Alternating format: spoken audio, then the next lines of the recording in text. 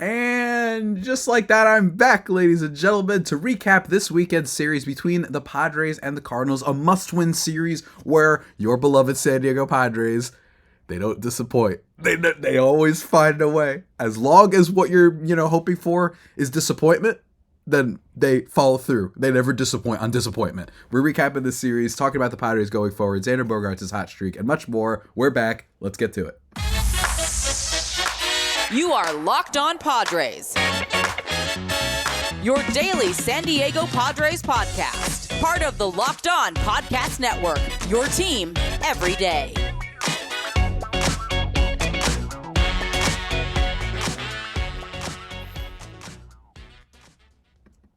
Greetings, ladies and gentlemen, and welcome to another edition of the Locked On Padres podcast, which is part of the Locked On Podcast Network, your team every day for Monday, September 25th. As always, I am your host with sometimes, occasionally, but certainly not always the most, Javier Reyes. You can follow me on Twitter at Javipeno, Javiipeno, or at LO_Padres, or Locked On Padres on YouTube.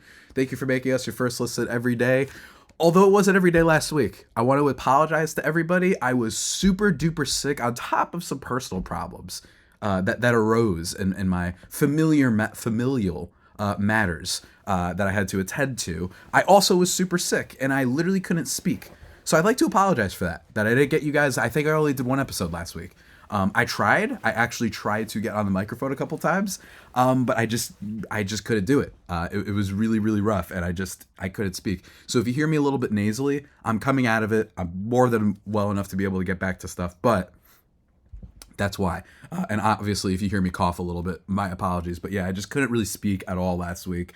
It was really frustrating because it was like, a cold. I didn't test positive for COVID, thankfully. But, it's still annoying that like a regular cold that usually would just be like, make me feel nasally and congested. I could record if that were the case. But this time, it just so happens I was just super congested to the point where my throat was killing me and I could not speak. So what can I say? But we're back, ladies and gentlemen. And on today's episode, our sponsor is the good old people over at Sleeper. Swing for the fences on Sleeper picks, and you could win up to a 100 times multiplier of your money, of your moolah. Download the Sleeper app and use promo code LOCKEDON, and you'll get up to a $100 match on your first deposit. Terms and conditions apply. See Sleeper's terms of use for details. Currently operational in over 30 states. Check out Sleeper today. And we've wasted enough time already. Discussing why I was not available last week. But I will say this.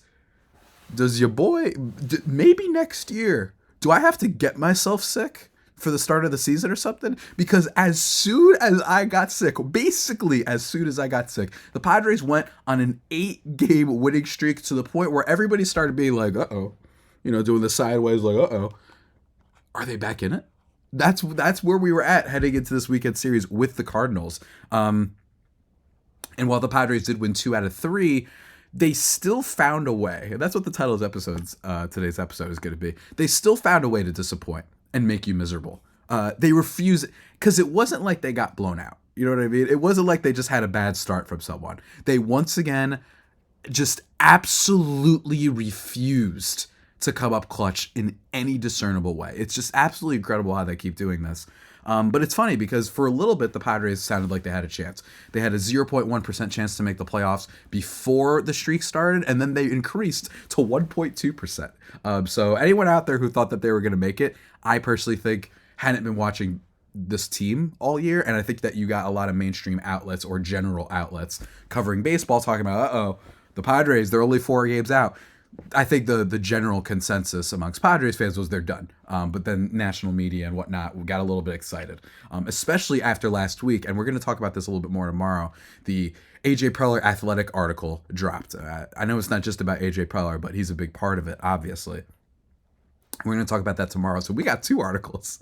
We got the Union Tribune from Kevin Acee, and we got the Athletic. So just crazy times for Padres fans. But to talk about the weekend series, first I want to mention yesterday. Sunday, in which they won 12-2, which I also think encapsulated this Padres season magnificently. After losing Saturday's game, which we'll talk about in a second, the Padres, of course, because basically after they had lost Saturday's game, that basically more or less kind of officially eliminated them from playoff contention. In fact, here's a tweet from Ben Higgins to give you an idea of what they need now. And as I'm recording, actually, I get a notification that says, Padres deny dysfunction rumors. Manny Machado pushes back on narrative about San Diego. Okay. But as of right now, guys, not yesterday. Ben Higgins had tweeted after yesterday's game, mentioning, for people who care, the Padres need 3 of the following 4 outcomes to happen. They have to go 6-0, plus 3 of the following 4 scenarios must happen. The Cubs have to go 0-6, the D-backs go 0-6, the Marlins go 2-4 or worse, and the Reds go 3 and worse. So basically, let's say we go undefeated rest of the way, and let's say the most realistic out of those 4, the Marlins going 2-4 and the Reds going 3-3 happen. You need the Cubs or D-backs to go, 0-4. It was a long shot from the beginning, but it's just to show you guys, while they're not officially eliminated, they probably will be officially eliminated by the time tomorrow's episode comes out, in my opinion. But that's what we're looking at. And I think that it says a lot that given all of that, given how disappointing Saturday was, that they then decide to score 12 runs on the Cardinals on Sunday.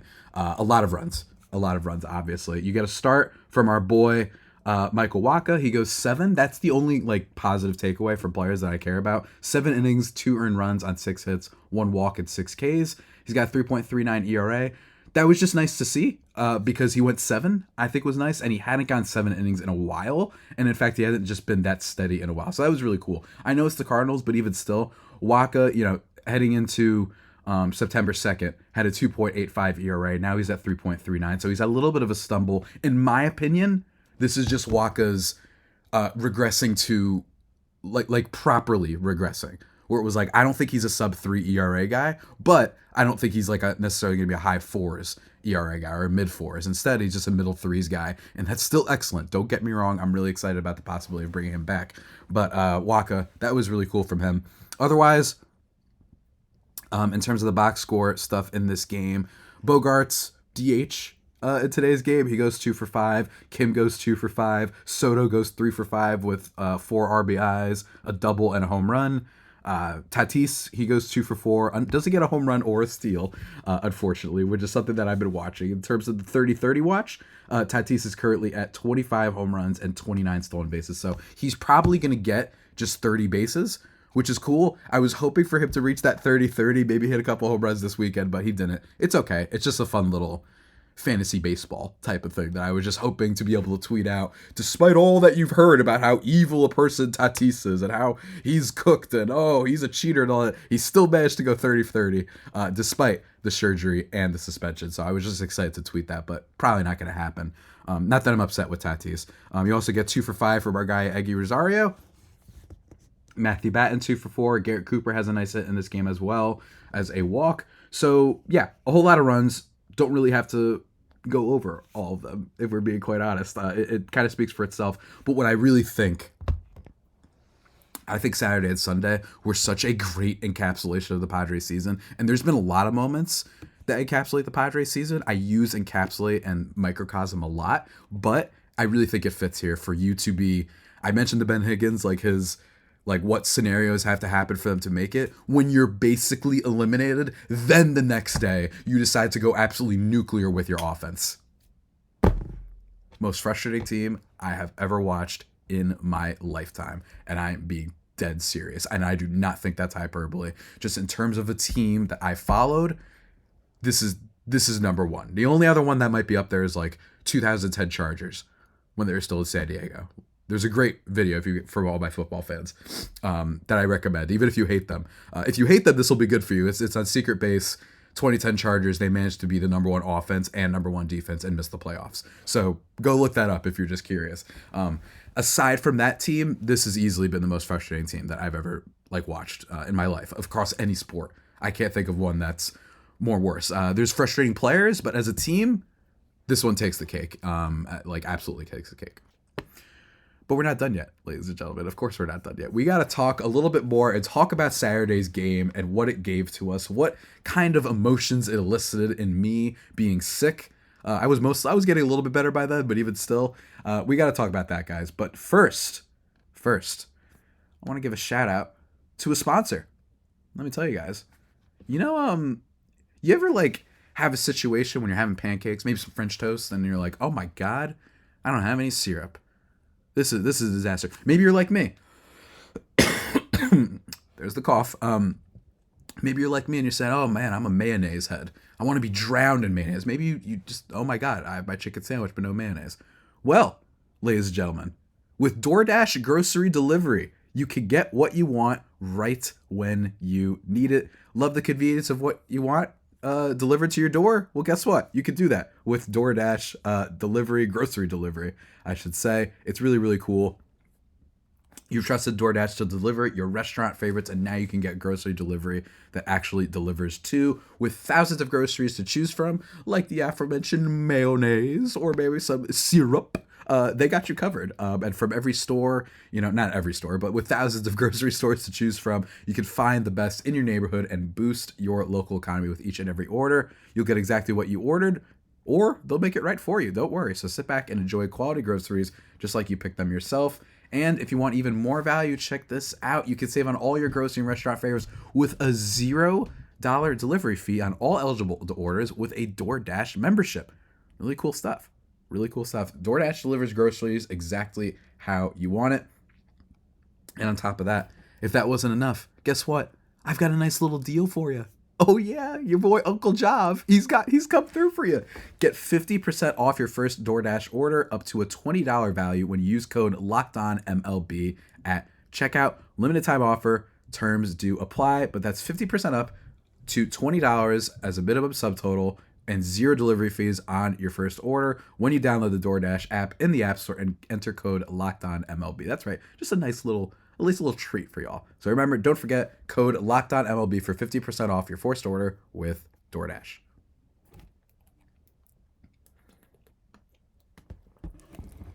And we are back, ladies and gentlemen, here on the Locked On Padres podcast. Don't forget to check out SiriusXM for play-by-play, or to listen to the play-by-play broadcast of your hometown Padres, or other town. You could be like me. I'm not hometown. You know what I mean? I've never even been to San Diego, I think.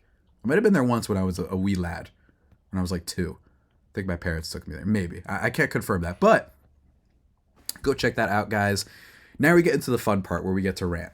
Again, I think Sunday showed you, after you saw and after I mentioned what it will now take, then basically it being borderline impossible for them to make the playoffs, except not technically eliminated, they decided to put up 12 runs. And then on Saturday, here's the thing.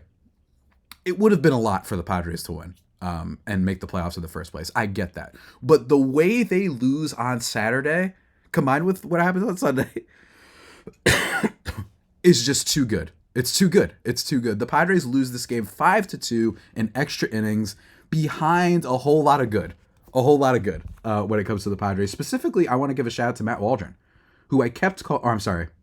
Matt Waldron pitched on Friday. I want to give a shout out to Nick Martinez, who was really good in this game. 4 innings, doesn't give up any runs. He does walk 3, but he works out of it. Nick Martinez has been like just such a chaotic player in a lot of ways. I think that there was hope that when you looked at his splits as a starter versus a reliever last year, he went from being like a mid-4s ERA guy, i.e. someone who you just have to throw out some days and hope that he's okay, versus like a 2.5 ERA reliever. And I think there was some hope that this guy could be like, a really nice long inning reliever addition. Instead, he's just kind of fine. He's got a good changeup when it's working, but he gives up a lot of really hard contact sometimes. And perhaps did he get a little bit unlucky with home run fly ball stuff this year? Sure, but hey, he still did his job. Pedro Avila, who I thought was someone who is not very good. I don't think he's really got all that much, but he's better than Rich Hill. He comes into this game, gives up 2 earned runs, which end up being the tying runs. So that was unfortunate, but also want to give a shout out to Luis Campusano, who does make an error in this game, try to catch the ball at home plate. I don't know if the runner would have been out anyway, would have been close. Probably, he might have been able to get him out, but he drops the ball. Look, again, Campusano also 1 for 5 in this game, and he hits into a bad double play in extra innings. I'm still super confident. The Hive is still as strong as ever, as far as I'm concerned. The fact that they turned this guy that no one was talking about into a really elite offensive catcher and one of the best offensive catchers in the league already. Clean up the defense, then we can talk. But for now, I'm still so happy with him and happy that I was right, quite frankly, with you. Just to be totally honest, I was just happy that I had a W from me personally for once. He's got to clean up that defense, and I'm going to be watching and listening to reports and spring training, breakdowns for a lot of this. So I'm looking forward to that. But the big story in this game is that the Padres, with multiple opportunities to potentially take the lead, didn't do it. Shocker, I know. Aside from Manny Machado getting a single in the bottom of the first inning to bring in Xander Bogaerts, so many moments in this game. Ha-Seong Kim getting picked off at first base.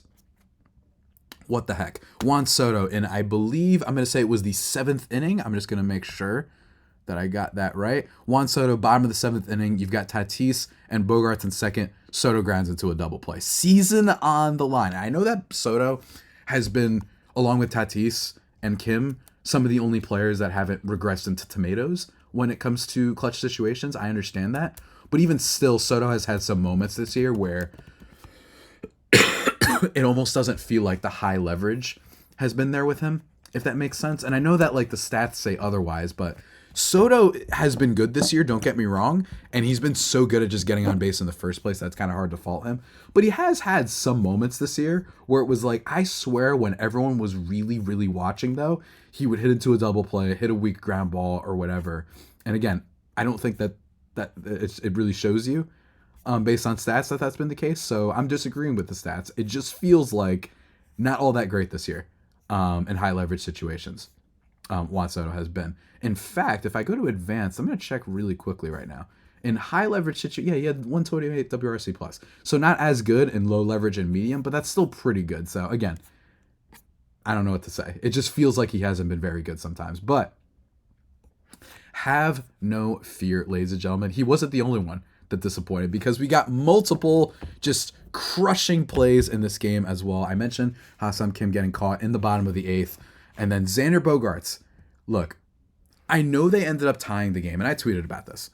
They end up tying the game in the bottom of the 9th, which is awesome, right? You get Garrett Cooper to draw a walk. Garrett Cooper is the perfect example of the type of bat the Padres need to find this offseason. Doesn't play every day, but in the right matchup, he's just going to be a solid bat and not going to be Matt Carpenter or Austin Nola where they're like automatic outs. They need that type of bat. You know what I mean? That's what they need next year for the Padres. In the DH spot, in just the bench spot, whatever it is that they want to do, Garrett Cooper, I think, is a good example of what they need. With the Padres, he's hitting 248 with a 330 on base and a 396 slugging. He's been a little bit better than that. He's been a little bit slumped lately, but that's just an example of like, all right, just don't be awful. We just need someone who's not awful, can get decent hits against the right pitcher and the right matchups. And alas, that's where you are. But as I was mentioning, that wasn't it. Then Matthew Batten gets a walk, and then Eggy Rosario and Jerickson Profar. I'm sorry, not Jerickson Profar. Just Eggy Rosario is able to go to third on a wild pitch, and then Jerickson Profar walks. Bases loaded. And the top of your lineup coming in. Xander Bogaerts getting his big juicy contract. Then you get Tatis. He's getting paid a whole lot, and he's the face of the team. And then you got Juan Soto. Mr. $440 million isn't enough. All of that, and what happens? The only hit that the Padres get, and again, I use this word a lot, but microcosm, this has been the Padres all goddamn year. All year. All freaking year. And again, I understand wanting to blame AJ Preller. In fact, I think he deserves the majority of the blame when it comes to what these, articles have said. Frankly, I'm not going to really care all that much about what Manny Machado has to. Of course, he's going to say that it's all ridiculous what's being said about them. Like, duh. All right. So we love Manny, but you don't have to necessarily go by his words only. He has an agenda of his own, if that makes sense. If we're being fair, both news and the player can have their own agenda in this situation. But I choose to believe that there is a lot of stuff going wrong because this keeps happening, right? They collapsed in 2021 and 2019. In their best season last year, they won 89 games, and also all the players they brought in at the deadline got worse when they got there. So again, it's not just a self-contained thing. If it was a self-contained season, and this was the only, let's say they were good in 2019, they win 89 games, maybe don't make the playoffs, all that stuff, the collapse in 2021 doesn't happen. If it was only this year, I'd be defending AJ Preller, huge defending AJ Preller, but it's not. So that's why I think it's an issue. But it's time and time again, People have blamed AJ Preller for roster construction, and I agree. But for me, it's more about the culture stuff that has been attested to in these articles that maybe don't give players enough to be prepared. But that being said, it is not his fault that they have the murderer's row of major league talent at the top of the lineup, and every single time this year, every single time, I'm not kidding, every time you've been like, holy dear God, how can you not be terrified as an opposing pitcher because you have to somehow get out of a runners in scoring situation, and Bogaerts, Machado, Soto, and Tatis are coming up. And what happens? They get one hit between the three of them, and it's a fielder's choice by Bogaerts that allows the tying run to score, but they are almost able to turn a double play out of it. Then Tatis strikes out, then Soto strikes out. That's this Padres team. I have not watched a team in a long time that is this incapable of literally coming through in any discernible way all year. Xander Bogaerts and his 55 RBIs, I'm looking at you. Manny Machado, who loves to mouth off about how everybody's wrong about everything, and it's the media agenda, and blah, blah, blah, blah, and they're exaggerating. You love to not come up big either. We're just reacting to how you guys play. You have been one of the most disappointing teams in the history of this stupid sport that we all follow so obediently, and you don't come up there. But don't worry, they also managed to mess up, despite in the top of the 10th, them managing to stop the Cardinals from scoring again. Luis Campusano, to start things off, he hits into a double play. So again, I still love Campusano, but he's not immune from the overall criticism of this team having the clutch gene of a roasted almond. They have been awful in every single time you're watching. When I was sick and they went on a winning streak, then they're awesome. Then they have all the runs that they're scoring. When everyone's paying attention and media attention is on you and people are like, wow, the Padres might really do something special, then you lose yet again to tie the 1969 Expos for the most losses in extra innings, or I should say the worst record in extra innings, 0-12. If the Padres were 6-6, talking to you, Manny, complaining about everybody complaining and just talking about the reality, which is you guys not coming up clutch in the slightest. If they were just 6-6 in extra innings, they would have the second wild card. Second wild card. That's how frustrating this team has been all year. And then, of course, which is why I was bringing this up so much in the first segment, of course, you score 12 the next day. Because then, as long as there's no pressure and you guys just want to get your stats up, apparently that's when they just go absolutely nuts. Manny Machado, you're down by 7. I guarantee you, put the bet on FanDuel, you'll get a home run from him. If they're only down by 1 and it's bases loaded, nobody out, put the bet on FanDuel, you're getting a double play. That is what it has been watching this Padres team all year, and it's frustrating because there's a sold-out crowd, everybody's cheering for you, and you let them down yet again.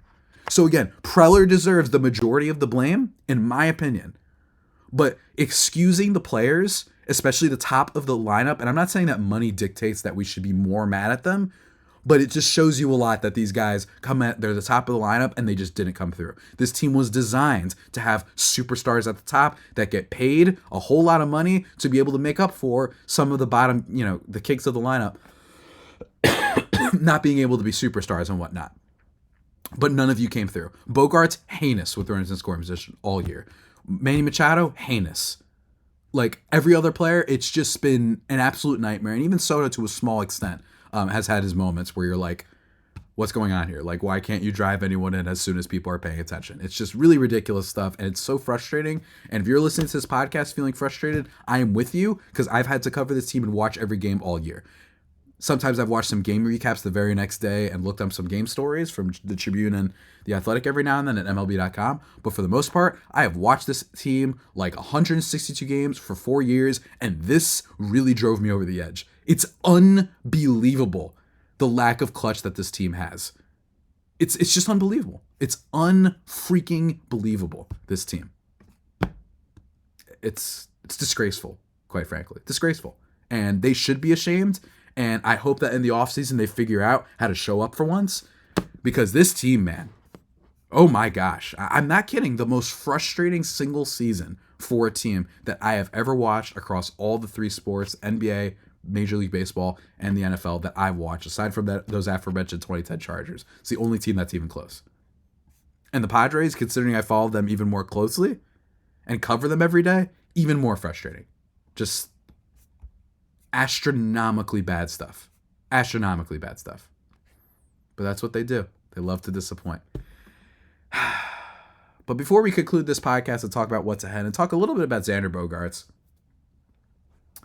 his season and his really hot stretch in September. Guys, I want to take a second to talk to you about one of my favorite apps, and that is Sleeper. I love Sleeper. You guys know me. And look, hey man, your boy, he loves some fantasy football, and the app helps out with that. That's what I like about it so much, is that they've got a really cool setup for fantasy. They just, a lot of quality of life things. They show you all the points, the game logs from every player, how many fantasy points they got in previous years. You can see, like, you could tap on the game and they'll show you all the relevant fantasy players and what points they scored. There's just all these little things and these little tricks. Heck, I like that I get to choose whatever team photo I want, unlike the ESPN app. Really, really cool stuff, so I recommend Sleeper. And if you were like me enjoying Devontae Adams on your fantasy team last night, let me tell you, Sleeper makes it even better with their updates. But guys, they've also got you covered when it comes to daily fantasy.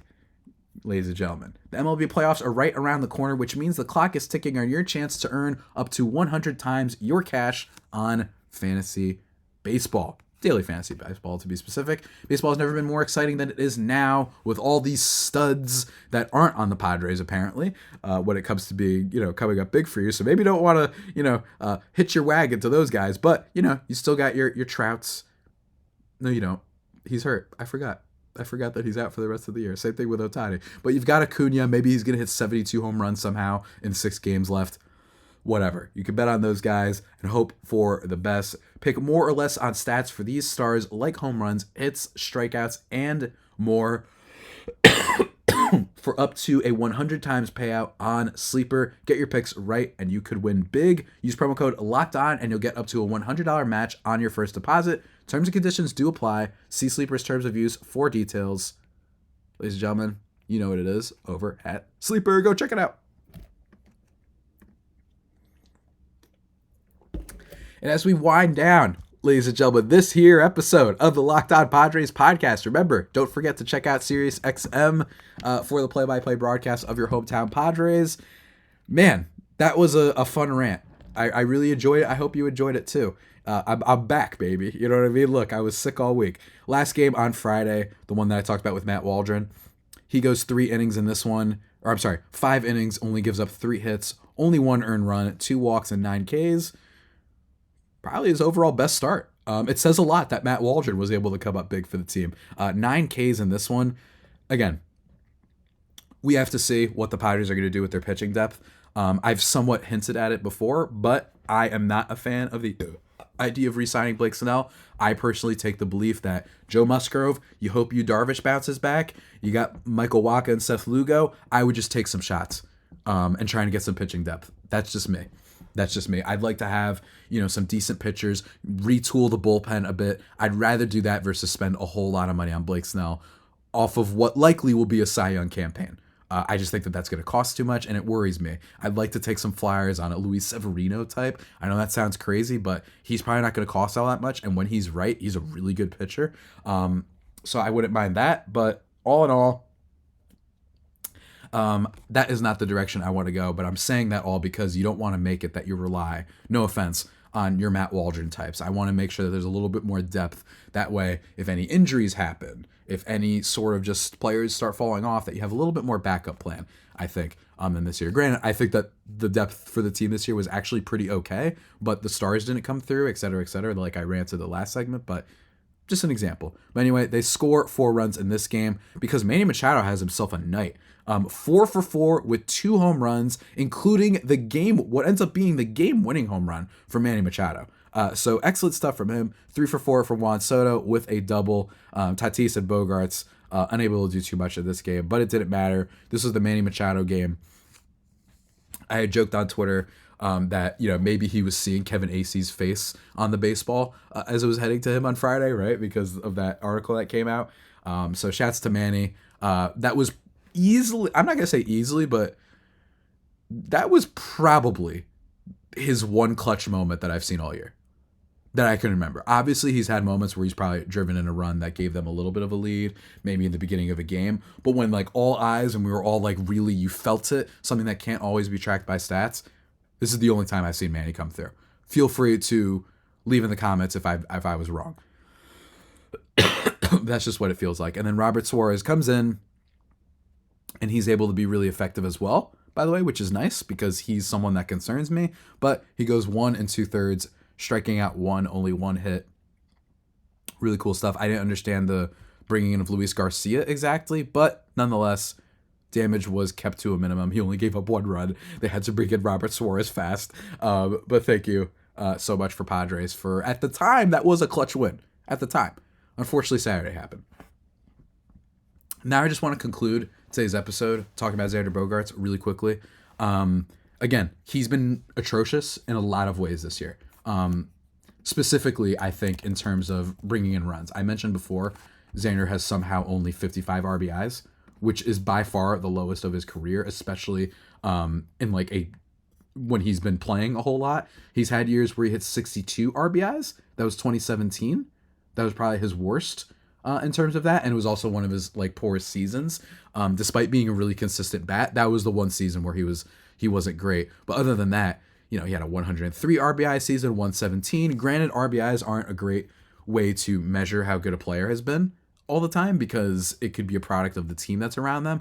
But given that Bogaerts has been so horrible and that Gary Sanchez almost had as many RBIs as him despite playing in 50 fewer games, the RBI stat actually does tell you kind of quickly how bad Xander Bogaerts has been at driving in runs in any clutch situation this year. In fact, this year, I'm going to read to you his numbers in terms of certain base situations with runners on first and second. He's hitting below 100 this year at 93, and with runners on first and third, he hit 167 this year. So those two combined is why he's been so bad. And in fact, with the bases loaded this year and 15 plate opportunities, he's hitting below 100 as well. So Xander Bogaerts had no clutch gene whatsoever this year.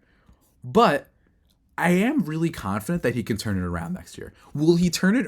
And by the way, when I say that, that doesn't mean that I think the team will be great next year. I think that there's a possibility that the Padres finally hit with runners in scoring position next year, but then the pitching falls off, and then maybe the bullpen isn't as good, and maybe the defense isn't as good. So all you had to do was one thing this year, which is deliver in the clutch with runners on. Next year, who knows if it's multiple things that fail them, right? So that's my fear. But in terms of just in a vacuum, this player, I'm pretty confident that Bogaerts is going to be better. And I've talked a lot all year about Marcus Semien and how his first year with the Rangers was quite bad.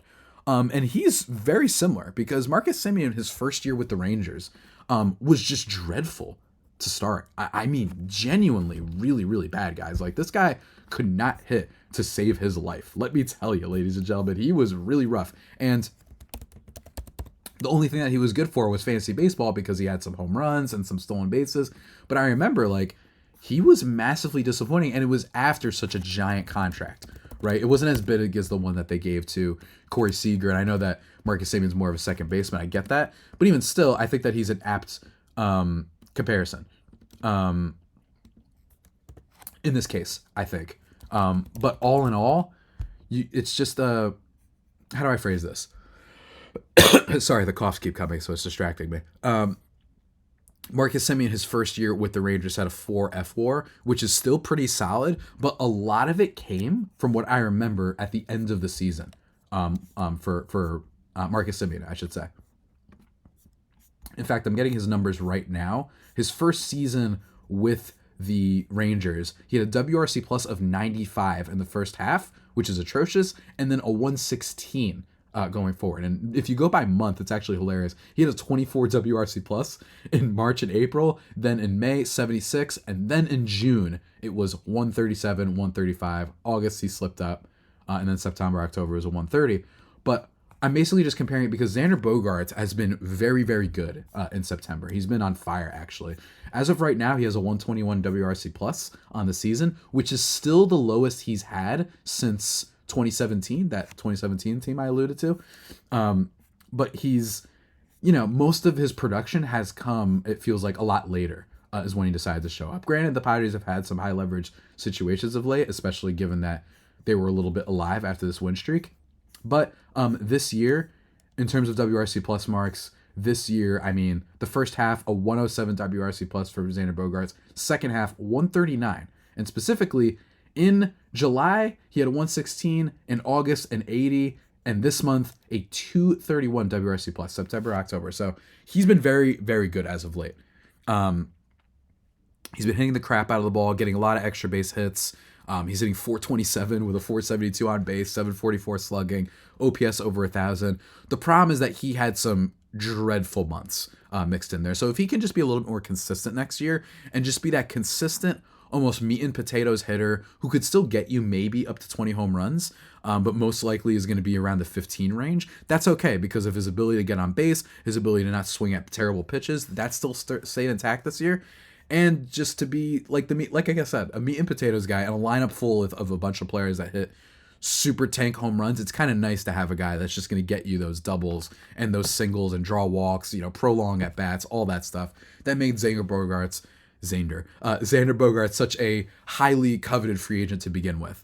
So hopefully he doesn't have months where he has a 59 WRC plus and 80 WRC plus next year. And if he does, hopefully those are the only months. But I also think it's worth talking about that. I know that he's been dreadful this year, and I think that F4 doesn't really cover it entirely because you have to take into account that the big reason, and in fact, kind of the only reason that I think that this Padres team was why Xander Bogaerts was so disappointing is because of the lack of any production with runners in scoring position. If he did that, he'd be a lot better. He probably might be like a 5.5 win player, in fact. You know what I mean? If he just kept his stat line, which right now is a 282 average with a 349 on base, 442 slugging, I talked about before the year that it wouldn't have surprised me if Xander struggled a little bit because first year of a big contract, we see sometimes struggle. Also, moving from the American League to the National League, that's an important thing. Not just changing teams, but moving leagues. So he's seeing a bunch of different pitchers. So I thought my biggest thing heading into the season was, could his defense still be good? Because for a long time in his career, he hasn't been the best defensive player in the world. But last year, he was very good for the Red Sox. That's why he was able to put up a 6-win season. And then this year, he's mostly stayed intact with an outs above average mark of 2, which is good. And that's in the 79th percentile. He's got decent range. He's got decent speed. Not the most speed in the world. I think he was a lot faster last year in terms of sprint speed and the years before that. But even still, he's just a solid hitter. Again, really good stuff. His fielding was solid this year, which I think is a big plus. He wasn't Francisco Lindor level or anything like that, or Ha-Seong Kim level, frankly, but he was still good enough. If you told me just these stats in a vacuum, I would have been perfectly content with this stat line. Right? Yeah, he's not hitting 300 like he did the previous years. Yeah, his WRC plus declined by 12 points. But for a first year, for just a solid player in a team that already had a bunch of MVPs, I would have been thrilled with this. It's just that he couldn't drive in runs. And in my opinion, that's something that doesn't translate year to year. I don't think clutch stats translate year to year in the regular season for players. So I think that next year, I would be betting high on Xander Bogaerts to bounce back in a big way. Or at least just be a really good player who is just going to be better than last year with runners on base. And I think that that's what's going to make him better. But even all of that accounted for, still has a 4.3 F4 to his name this season, matching his mark from 2021 when every Red Sox fan, and granted this could be my bubble of fandoms that I'm in, but every Red Sox fan was talking about him being the best thing since sliced bread in 2021, right? I think defense is what didn't help him out, but 4.3 F4 that year. So again, you're going to get a lot of Red Sox fans taking victory parades probably in your life if you have them, talking about how they dodged a bullet not signing Xander. I just want to say, again, from my perspective, those Red Sox fans were singing his praises all the time when he was a Red Sox. And as soon as he didn't sign with them, they're like, actually, no, I don't like him. He's not that good. I don't know. I might be talking with one of those Red Sox fans later on this week, by the way. Maybe leave a comment if you think I should interrogate him about that. But yeah, so Xander Bogaerts, I really do think if the regular expected regression to the mean with runners on base happens next year, he should be a lot better. I don't see too much changing. Yes, he could hit the ball a little bit harder. Don't get me wrong. All that stuff wasn't great. Not a lot of sweet spot percentage and barrel rates this year. I get that, right? He could be a lot better. Hopefully he can nurse the injury better as well. But in general, still a really solid player. And I do think that if he just is able to drive in runs and not be the least clutch player in baseball, he should be fine next year. And I think that him showing this hot streak at the end, it's really giving me a little bit of Marcus Semien vibes. Like, yeah, this was a missed season, but at least we're still seeing it. At least we're seeing the hitting, right? At least we're still just at least seeing it, and we're seeing what he could be, right? That's important. You don't want to you want to at least see a sign of things changing. And in my opinion, I think he's delivered that at the end of the year. It's one of the more, it's one of the best one of the better silver linings, I think, to come out of this season that has been otherwise quite dreadful, obviously, for the Padres. But that's it, everybody. Those are my thoughts for today's episode. Kind of a little bit of a long episode, but I thought you deserved it, listeners and viewers, because I was out most of last week. So now that I'm back, don't worry. I think it's appropriate that I came back right when their winning streak ended, too. I think that's kind of poetically kind of brilliant. But, ladies and gentlemen, that about does it for today's edition of Locked On Padres Podcast, the only pod one more cough, that may be better than the Padres themselves. Remember to subscribe to the podcast wherever you get your podcasts from. Follow me on Twitter at Javipeno, Javiipieno. Remember to subscribe wherever you get your podcasts from. Of course, follow me on Twitter and do all that good stuff. In terms of the future of this pod, tomorrow, we got to talk about that AJ Preller article. Come on. You know we have to. Come on. We got to do it. Going to be talking about whether AJ Preller needs to be fired on tomorrow's episode. I've said something crazy happening. Probably going to be talking with my buddy Colby, who I alluded to before, the Red Sox fan, about his latest article over at Just Baseball about Blake Snell becoming a Cy Young pitcher. That should be a lot of fun. There will be some bad vibes because this is the Padres team, but a lot of fun stuff talking about Blake Snell's season. I think that should be a blast. Going to be doing another crossover with Millard, talking about players that will regress next year. That's going to be a lot of fun. So still, content's back, baby. Don't worry. Your boy's back. He's alive. He lives. He lives. What can I say? But until next time, stay safe. And of course, stay faithful. My Friday faithful homies. Take care.